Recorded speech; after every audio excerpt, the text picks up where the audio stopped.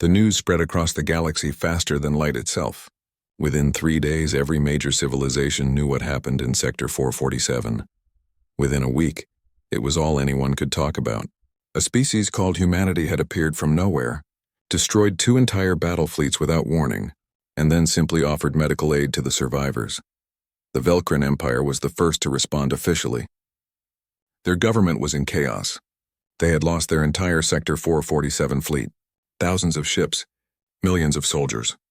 The military commanders who had survived were scattered across different systems. No one knew who was in charge. Ambassador Yunho was chosen to speak for the Empire. He was old, experienced, and very angry. His son had been serving on one of the destroyed ships. He took a transport to the Sol system, the home of humanity, determined to get answers. Earth's defensive perimeter was like nothing Yunho had ever seen. Satellites beyond counting, energy fields that made his sensors scream, ships that appeared and disappeared without explanation. When his transport tried to approach Earth, it was politely but firmly stopped by a human patrol. "This is Ambassador Yunho of the Velcrin Empire. I demand to speak with your leaders about the massacre in Sector 447. The human patrol ship responded immediately. "Ambassador, you are welcome to dock at Luna Station. Earth's diplomatic corps will meet with you there. Please follow the provided flight path exactly. Any deviation will result in your ship being escorted away." Yunho followed the path. Luna Station orbited Earth's moon. It was huge, larger than most cities.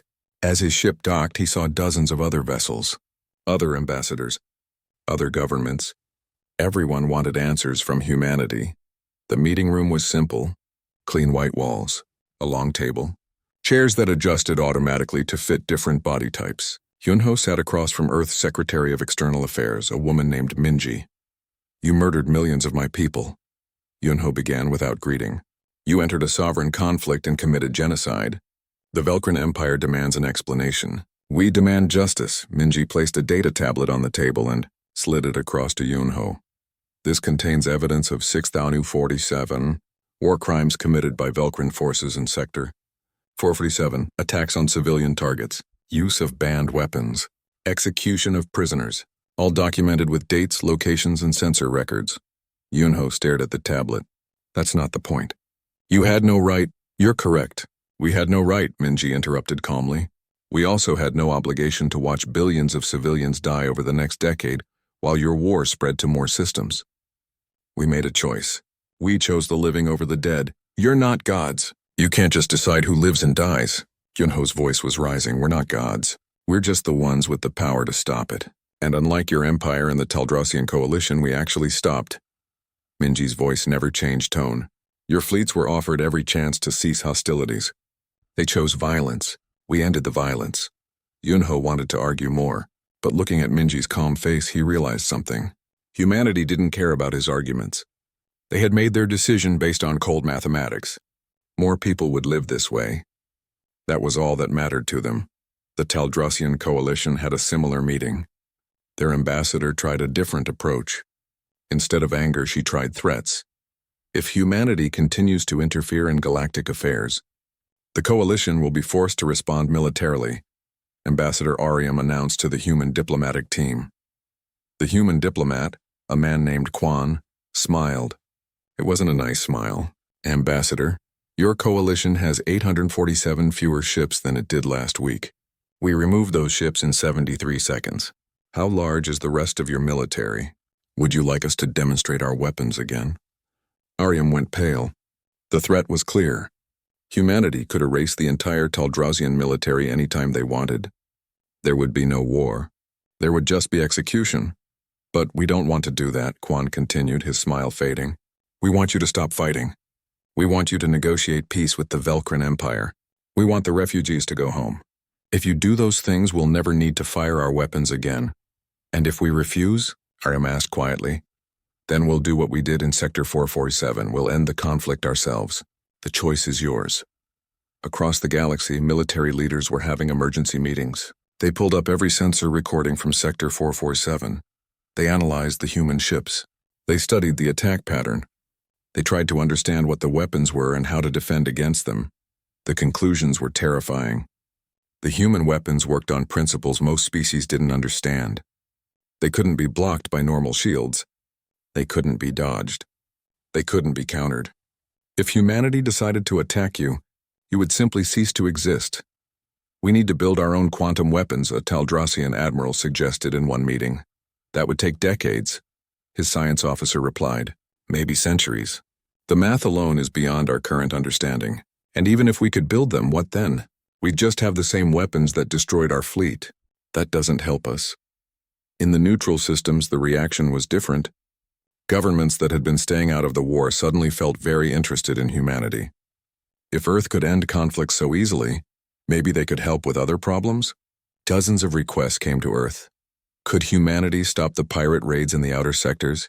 Could they help with the rebellion in the Kaldor system? Could they enforce the trade agreements that were being ignored? Earth's government said no to most of them. They weren't interested in being the galaxy's police force. They had one mission: prevent wars that killed billions. Small conflicts were not their concern, but the requests kept coming anyway. Meanwhile, something interesting was happening across the galaxy. Wars were stopping on their own. Not because anyone asked, not because of new treaties, but because no one wanted to be the next Sector 447. In the Rendic system, two rival governments had been fighting for 5 years. When news of Sector 447 reached them, both sides immediately called for peace talks. The talks that had failed dozens of times before suddenly succeeded in 3 days. We have resolved our differences through diplomatic channels, both governments announced proudly. But everyone knew the truth.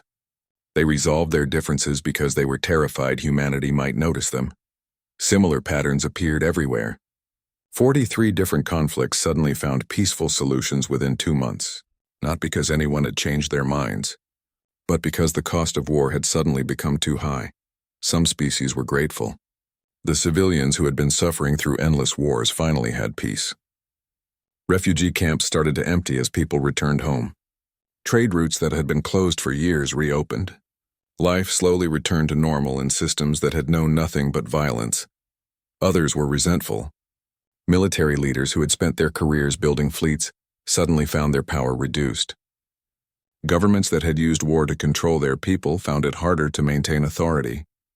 They whispered about humanity's tyranny, about how Earth was forcing its will on the galaxy, but they whispered quietly, because everyone knew what happened to those who fought too loudly. Reporter Minjin published his story about Sector 447. His network broadcast it across hundreds of worlds. The images of empty space where great fleets used to be, interviews with survivors, analysis from military experts, all of it painting a picture of humanity as an unstoppable force. They're not invaders, Minjun concluded in his report. They're not conquerors. They're something stranger. They're enforcers of a peace we never asked for. And now we have to decide if we're grateful or terrified. Maybe we can be both. Back on the Requiem, Admiral Minho reviewed reports from Earth. The diplomatic situation was complicated. Some species wanted alliances. Others wanted revenge but were too afraid to act. Most were just confused. Sir, we're receiving a request from the Velcrin government, Yuna reported. They're asking us to mediate peace talks with the Taldrassian coalition. They say if humanity insists on interfering, we should at least help them find a real solution. Minho considered it. This was new. Instead of resenting humanity's actions, they were asking for help. Maybe some good could come from this after all. Tell them we accept. But make it clear, we're not taking sides. We're just making sure they actually talk instead of fight.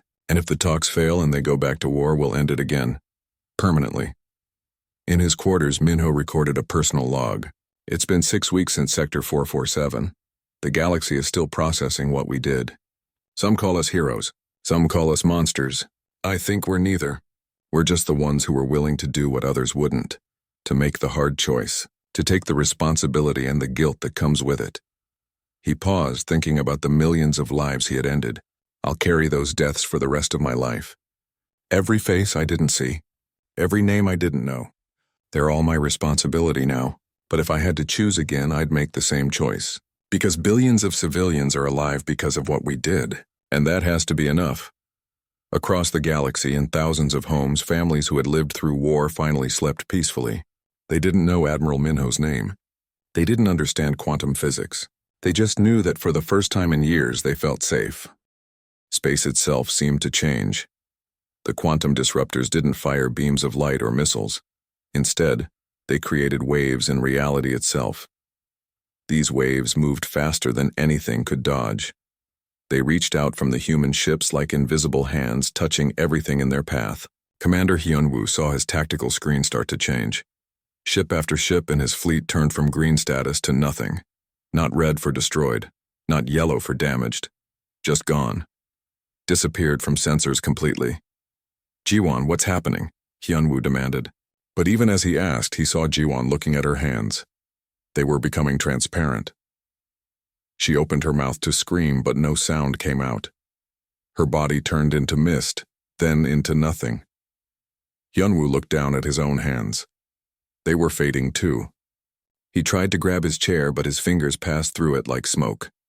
Around him, his entire bridge crew was vanishing. One moment they were there, the next moment empty uniforms fell to the floor.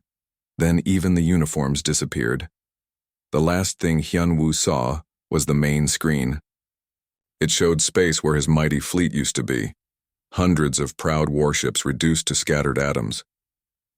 Then his eyes stopped working. Then he stopped existing. No pain. No fear. Just an end so quick his brain couldn't even process it. On the Requiem, Taiho watched his screen carefully. Each target turned from red to green as the quantum disruptors did their work. The weapons didn't just destroy the ships. They unwound the very atoms that made them. They broke the bonds that held matter together. Everything caught in the wave, stopped being solid and became nothing more than loose particles floating in space. Targets 1 through 100 eliminated. Targets 101 through 200 eliminated. Taiho read the numbers calmly. Each number was a ship. Each ship held hundreds or thousands of crew. But he couldn't think about that now. He had a job to do. Captain Dong-Yun had more time than Hyunwoo. He saw the Velcrin fleet start to disappear. He saw ships 3 times the size of his own flagship just cease to exist. He understood what was about to happen to him. All ships. "Emergency jump! Get out of here now!" He screamed into his communication system. Some ships tried to obey. They started charging their faster-than-light drives, but the human weapons were already reaching for them. Sora looked at her captain. She wanted to say something. An apology, maybe, or a goodbye. But there wasn't time. The wave hit their ship. She felt strange, like she was falling even though she wasn't moving. Like she was spreading out in all directions at once. Then she felt nothing at all. Dong-Hyun managed to slam his fist down on his chair's armrest in rage before the wave reached him. It was a gesture of defiance against an enemy he never understood. Then the gesture was cut short. His fist turned to vapor. His arm followed. His whole body came apart like sand in wind. The ship around him did the same. Some ships tried to run. Their engines fired at full power, trying to escape the war zone. The human targeting computers simply adjusted. The quantum disruptors reached across thousands of kilometers. Distance didn't matter. If you were marked for elimination, elimination would find you. A Velcrin destroyer captain named Daehyun managed to get his ship moving. For 3 seconds he thought he might escape. His ship was fast, maybe fast enough. Then his engine room disappeared. Without engines, his ship drifted forward, carried by momentum. Then the rest of the ship disappeared too. Daehyun and his crew of 300 scattered into particles so small they could never be recovered. On the Taldrassian carrier Storm's Fury, the crew had just enough time to realize they were about to die. Some prayed, some cried, some tried to fight, firing weapons at enemies they couldn't even target. None of it mattered. The quantum wave swept through the carrier from bow to stern. 4,000 crew members stopped living in the span of 2 heartbeats. But not everything in the war zone died. The human targeting computers were extremely careful. Every civilian ship was marked safe. Every refugee transport, every cargo hauler, every medical vessel was given a protected status. The quantum disruptors curved around them, leaving them completely untouched. On the refugee transport Hope's Journey, a Velcrin father named Ji-hoon held his young daughter Yoonji close. They were pressed against the observation window watching the battle. They had been running from the war for months. They were used to seeing ships explode. But this was different. Ships weren't exploding. They were just vanishing. Hundreds of warships gone in seconds, and the mysterious black ships that had caused it sat in space like nothing had happened. "Daddy, what's happening?" Yoonji asked in a small voice. Jahoon didn't know how to answer. How do you explain to a 6-year-old that she just watched millions of people die? How do you explain that the war that had destroyed her home, killed her mother, and forced her to become a refugee was ending, right in front of her eyes? "I think the fighting is stopping," he finally said. It was the truth, just not all of it. Across the sector, other civilians were watching the same thing. A Taldrassian medical ship called Healing Light had been trying to help wounded soldiers from both sides. The chief medical officer, a doctor, named Hana, watched through her ship's sensors as the life signs she had been monitoring just stopped. Thousands of wounded soldiers in the military hospital ships, gone. The hospital ships themselves, gone. Hana's hands shook. She was a doctor. She had spent her whole life saving people. She had watched people die before. But never like this, never so many, so fast, so completely. "Dr. Hana, what do we do?" one of her nurses asked. The medical staff were all staring at their screens in shock. "We do our jobs," Hana said, forcing her voice to stay steady. "There are still refugees out there who need help. We keep working." On the Requiem, the elimination continued with mechanical precision. The quantum disruptors didn't get tired. They didn't feel mercy. They simply executed their programming. Every military vessel in the sector was tagged for removal. The computers didn't care about rank or species or which side anyone was on. Targets 500 through 600 eliminated. Targets 601 through 700 eliminated. Taiho continued his count. His voice never changed tone. He had trained for this. He knew that if he let himself think about what each number meant, he would break. Officer Nari, monitoring communications across the fleet from the UNS Valiant, listened to the last transmissions from the dying alien ships. Some were prayers, some were curses, some were just screams. Then the transmissions cut off, one after another. She recorded everything. Someone would need to review this later. Someone would need to study what happened here. Targets 700 through 800 eliminated. Targets 801 through 847 eliminated. Taiho finished his count. All military vessels in Sector 447 have been removed. 0 human casualties. 0 civilian casualties. Operation successful.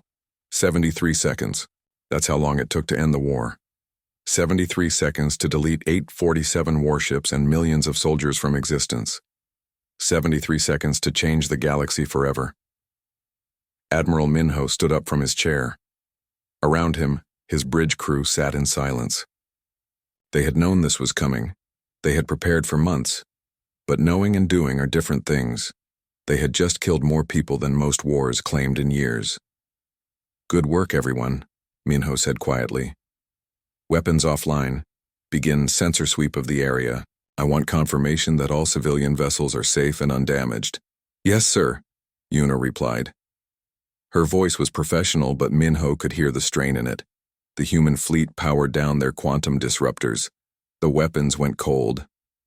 In the space where a massive battle had been raging moments before, there was now only silence. Scattered particles that used to be ships drifted slowly through the void, and 12 black human vessels hung motionless, like judges who had delivered their verdict. The 73 seconds were over. The war was finished. Now came the harder part. Now came the message. For 10 minutes, there was only silence. The civilian ships drifted in space, their crews too shocked to move. The refugee transports, cargo vessels, and medical ships had survived. Around them, the war zone was empty. No Velcrin fleet. No Taldrassian fleet. Just empty space and scattered atomic particles. Then every communication system on every ship activated at once. Not just civilian vessels in the immediate area. Every ship, station, and colony in 12 surrounding systems received the same transmission. It came in thousands of languages simultaneously, each ship hearing it in their own tongue. The voice was human, male, calm. It spoke with absolute certainty, like someone reading facts from a book rather than making threats. "This war zone is closed. All military operations in Sector 447 have been terminated. Civilian vessels are granted safe passage to neutral systems.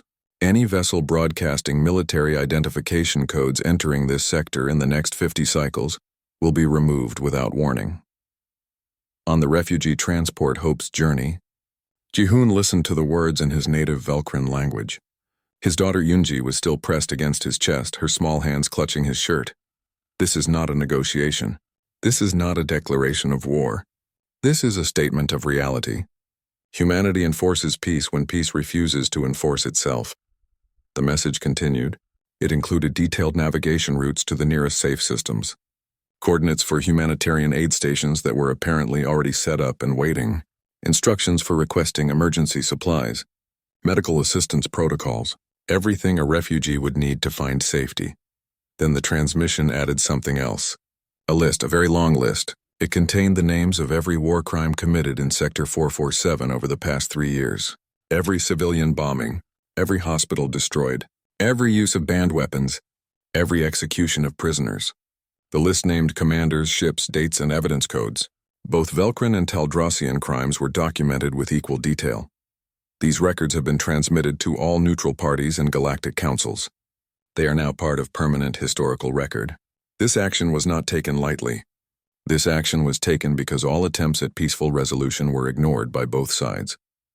The galaxy will learn from this. Violence ends when someone is willing to end it. The transmission stopped. The silence returned. But now every person in 12 systems knew what had happened. Humanity had entered the war. Humanity had ended the war. And humanity had done it without asking permission from anyone. On the medical ship Healing Light, Dr. Hana stood in the middle of her medical bay. Around her, other doctors and nurses looked at each other with wide eyes. One of the younger nurses started crying. An older orderly sat down heavily in a chair. They killed everyone, someone whispered. Both fleets, just gone. Hana found her voice.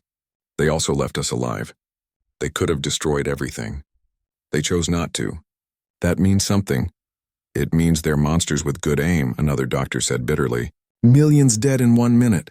Millions who were killing billions, Hana replied. She moved to her command console. The transmission included coordinates for refugees who need medical help. We're going to those coordinates. We're going to do what we do best. We're going to save lives. The medical ship's engines came to life.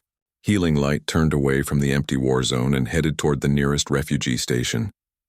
They had work to do. Across the sector, other civilian ships were making similar decisions. Some fled as fast as their engines could manage, terrified of the humans and their terrible weapons. Others followed the provided routes, desperate for the safety that had been promised.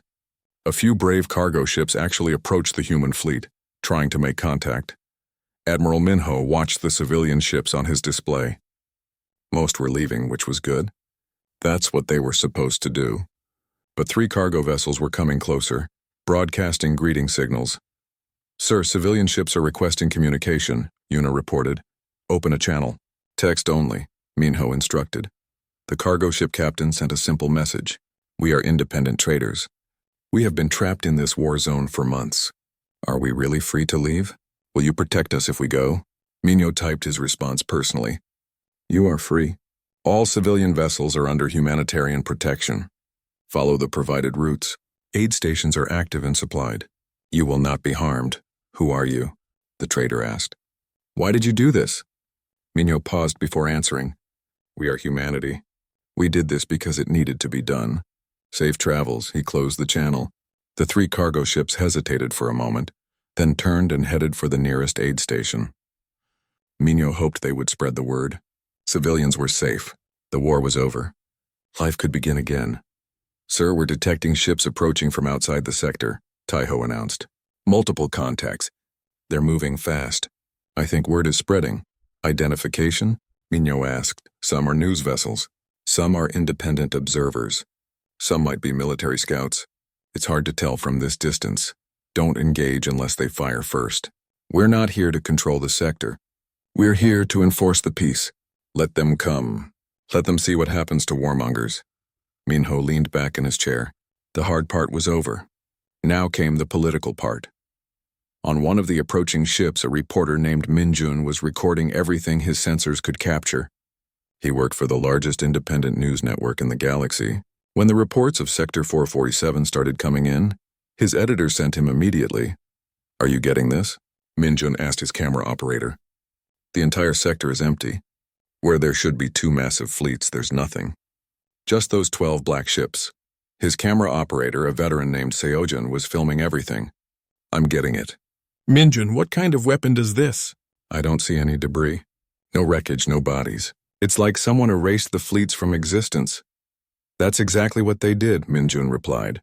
He had been studying the transmissions from civilian survivors. The human ships fired something.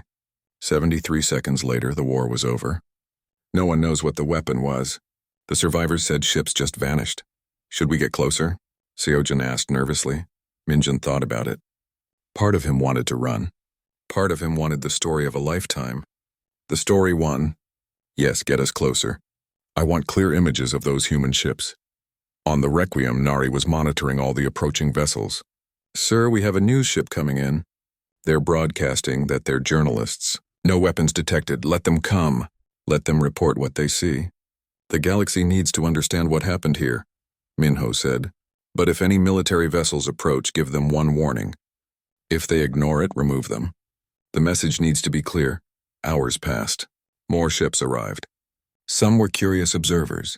Some were diplomats from neutral governments. Some were survivors from the destroyed fleets who had been on leave when the attack happened. All of them saw the same thing. Empty space, human ships, and a clear message. The war was over. Jihoon and Yoonji reached the first aid station. It was a converted asteroid with docking ports for ships. As Hope's journey approached, they could see other refugee vessels already docked. The station had human markings on it. Daddy, are we safe? Yoonji asked. She hadn't spoken much since watching the battle. I think so, little one, Jihoon replied. I think maybe for the first time in a long time we're actually safe. The station's docking control contacted them. The voice was human, speaking perfect Velcrin. Hope's journey, you are cleared to dock at Port 7. Medical teams and supply officers are waiting. Welcome to Haven Station. You're safe now. Jihoon felt something he hadn't felt in months. Hope. Real hope. Maybe the humans were terrifying. Maybe their weapons were nightmares. But they had stopped the war. They had protected civilians. They had set up aid stations. Maybe, just maybe, they meant what they said about peace. All across the sector, similar scenes played out. Refugees finding safety. Wounded receiving care. Traders able to travel again without fear. The war was over. Not through treaties or negotiations. Not through compromise or diplomacy. Through overwhelming force applied with surgical precision. The galaxy would debate this for years. Was it right? Was it justice or murder? Was it peace or tyranny? But while the galaxy argued, the people who had been trapped in the war zone were finally free to go home. The war zone had been burning for 3 years. Every day, ships fired at each other across the dark space of Sector 447. Every day, more soldiers died. Every day, the war got worse but never ended. Commander Hyunwoo stood on the bridge of his massive warship. His uniform was clean and pressed, but his eyes were tired. He had been fighting this war since it started. Around him, screens showed hundreds of enemy ships. They were always there, always fighting, never leaving. Sir, we have strange readings, Officer Ji-won said. She was young but smart. Her fingers moved across her control panel quickly. Something is coming toward us. I don't recognize the signatures. Hyunwoo walked over to look at her screen. How many ships? 12, sir. But they're moving wrong. Too fast. No ship can move that fast without breaking apart. Ji-won's voice was confused. They're slowing down now, but the numbers don't make sense. Hyunwoo frowned. In 3 years of war, he had seen every trick the enemy could use. This was something new. Keep watching them. Tell me if they get closer. On the other side of the battlefield, Captain Dong-yun was having the same problem. His ship was smaller than Hyunwoo's, but it was fast and deadly. He had destroyed many enemy vessels in this war. He was proud of his record. Captain, you need to see this, Sora said. She was his tactical officer, the person who found targets and planned attacks. We have unknown contacts. 12 ships. They're not ours and they're not the enemy. Dong-hyun laughed. That's impossible. Everyone in this sector is either with us or against us. Check your systems. They're probably broken. Sora shook her head. I already checked 3 times. These readings are real. And sir, they're moving between us and the enemy fleet, right into the middle of the war zone. That made Dong-yun stop laughing. No one flew into the middle of a battle. That was suicide. Show me. The main screen changed. It showed the tactical map of the entire sector. The Velkrin fleet was shown in blue. Dongyun's Taldrassian fleet was in red. And now, right between them, 12 new contacts appeared in white. They were moving smoothly like they had no fear at all. What are those ships? Dongyun asked quietly. Unknown design. Unknown weapons.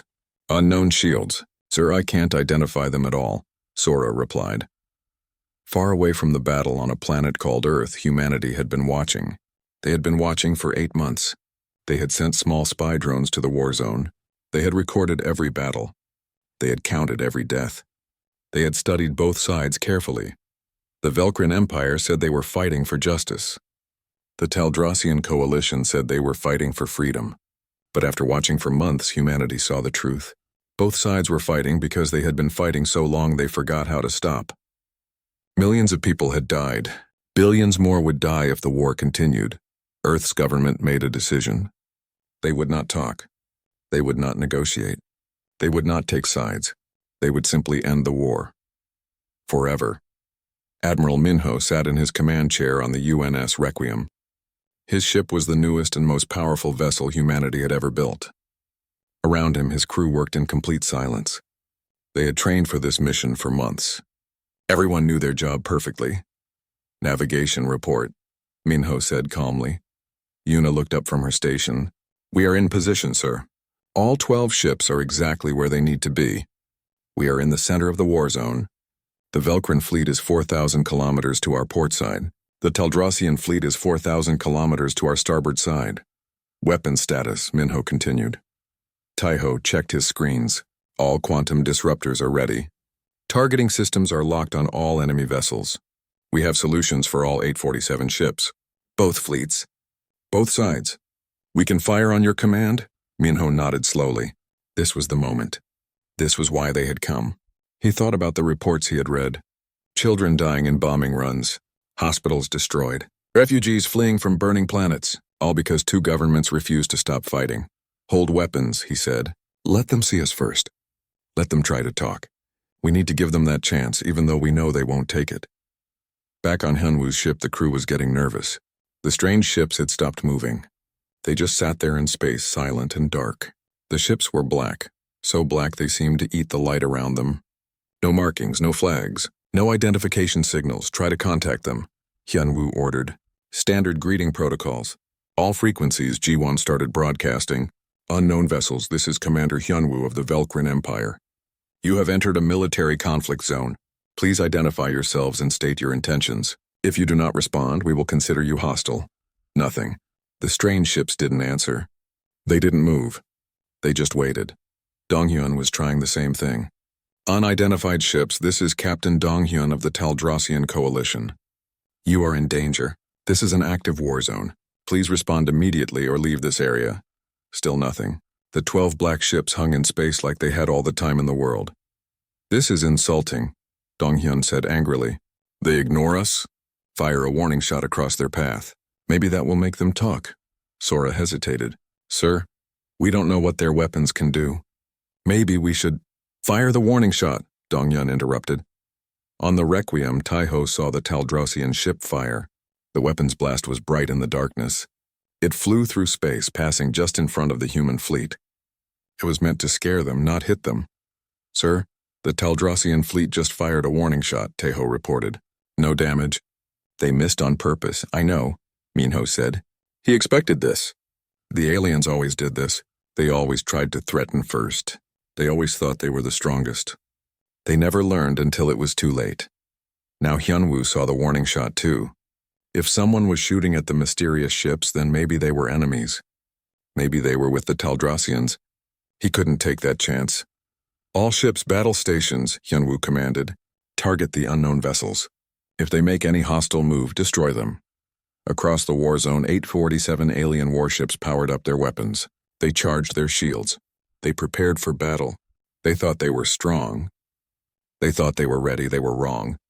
On the Requiem, Minho stood up from his chair. He had given them time to talk. They chose weapons instead. He looked at each member of his bridge crew. They looked back at him. They were ready. Execute Operation Silent Guardian, Minho said quietly. Remove all military vessels from this sector. Spare all civilian ships. Begin now. Yuna pressed a single button. The order went to all 12 human ships instantly. The moment of peace was over. The moment of judgment had begun. Admiral Minho had been a soldier for 20 years. He had fought in Earth's last war, the one that almost destroyed everything. After that war ended, humanity made a promise. Never again. Never again would they let conflict spiral out of control. Never again would they watch people die when they had the power to stop it. But that promise came with a price. To enforce peace, you needed absolute power. To have absolute power, you needed weapons that no one else possessed. For 15 years, Earth's best scientists worked in secret. They built new ships. They discovered new physics. They created weapons that could end any fight instantly. The quantum disruptor was their masterpiece. It didn't blow up ships. It didn't burn through armor. It simply made things stop existing. One moment a ship was there, the next moment nothing. The atoms that made up the ship, the crew, the weapons, everything scattered into space as if they had never been connected at all. Minho remembered the first test. They had used it on an old satellite that was no longer needed. The satellite was there on the screen. Then the disruptor fired. Then the screen showed empty space. No explosion, no debris, no heat signature, nothing. It was the most terrifying weapon humanity had ever created. That's why they almost never talked about it. That's why they only used it when absolutely necessary. "Sir, all systems are ready," Yuna reported from her station. She was young, but she never showed fear. Minho respected that. "Targeting computers have identified every military vessel in the sector. We have confirmed there are no civilian ships in the firing lanes." "Taiho, final weapons check," Minho said.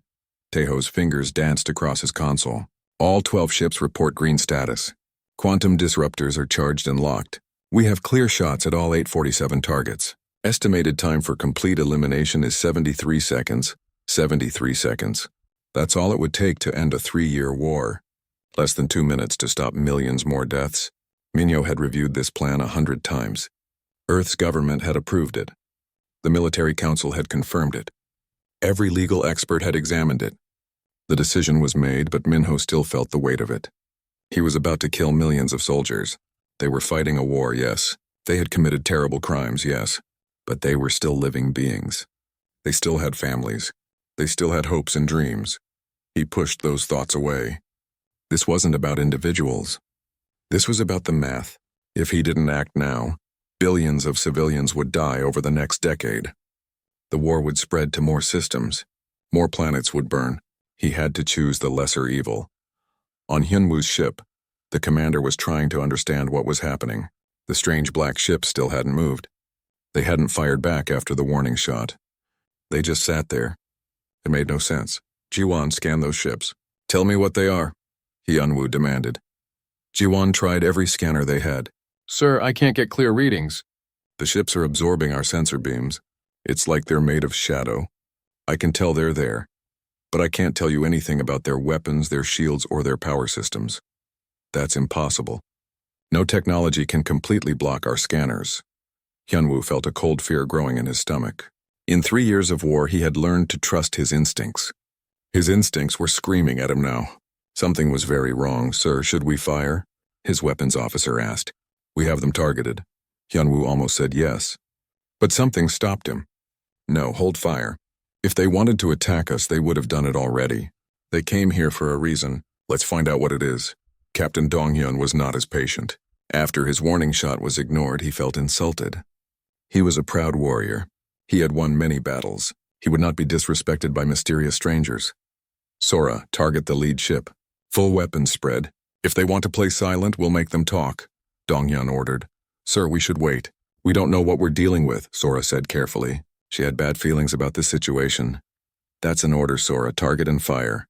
Sora's hands moved across her controls. She locked weapons on the closest human ship. It was smaller than their battleship, but somehow it felt more dangerous. "Locked. Ready to fire on your command." Fire. The Teldraussian ship unleashed its main weapons. Bright blue plasma bolts streaked through space. They were powerful enough to destroy most ships with a single hit. The bridge crew watched their screens, waiting to see the enemy ship explode. The plasma bolts hit the human ship directly. For a moment there was bright light. Then the light faded. The human ship was still there, completely undamaged. Not even a scratch on its black surface. "What?" Donghyun stood up from his chair. "That's impossible." Those were direct hits. Their shields absorbed everything, sir. I'm not even sure those were shields. The energy just disappeared. Sora's voice was shaking now. Across the human fleet, the crews watched the alien attack bounce off their defenses. No one was worried. The shields on human ships were designed to handle much worse. The Taldrassian flagship just fired on us, Tejo reported to Minho. No damage. Their weapons are too primitive to threaten us. Minho sat back down in his chair. The aliens had made their choice. They saw unknown ships and their first response was violence. This was why the war would never end on its own. Both sides only knew how to fight. All ships prepare to execute simultaneous firing sequence. Target all hostile vessels. Time on target synchronized. Minho's voice was calm, like he was ordering lunch instead of beginning the largest military action in human history.